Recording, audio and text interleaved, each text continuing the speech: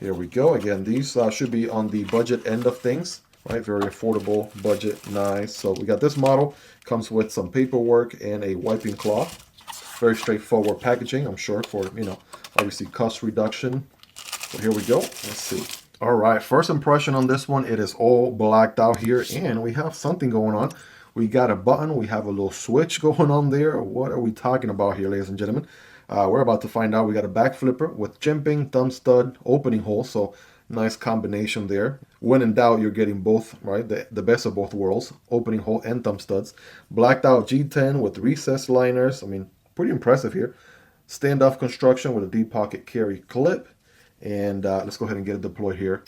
Bam. Well, we got quite the amount of knives to check out on this video. So let's see how we get through each and every single one of them. But man, oh man, check out the blade on this one. VG10 on the steel. We have a very nice finger choil right there. All right, let's see. Oh, that actually feels pretty good there.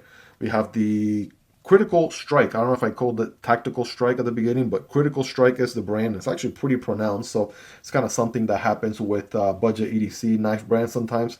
They overdo the billboarding a little bit. So that one seems a little bit on the bigger side.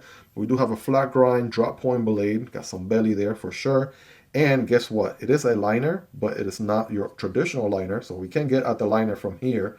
That's what this button is for. So it is a button operated liner lock. So the liner's still down here. It's not a top liner, still a bottom liner, but with a button. So that is pretty good. Absolutely was not expecting that at all for a knife, right, in this budget category. But guess what? Then you got this switch here.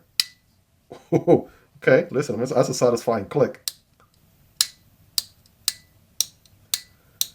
Okay, so yeah, right now we are locked. I can't push the button. As you can see, the liner's moving, but not enough to disengage. So that's going to lock. Obviously, it's just another additional point of lockup, right? If you wanted the peace of mind, even though, again, a liner lock, right, in this particular case, should be pretty solid there, especially you have no access to it or whatnot. This obviously always gives you additional peace of mind that it is locked. And probably, because they wanted to make sure you didn't accidentally hit the button. So if you're doing the hammer grip, say right here, maybe you hit the, let me undo the safety. Maybe you push the button and maybe you can disengage the knife. I guess if you really go out of your way, you could disengage the knife that way, but being able to lock it up as that additional layer of safety and peace of mind. In most cases, I'll tell you what, this is the grip for me. Right here in the finger choil, we have jimping here and there.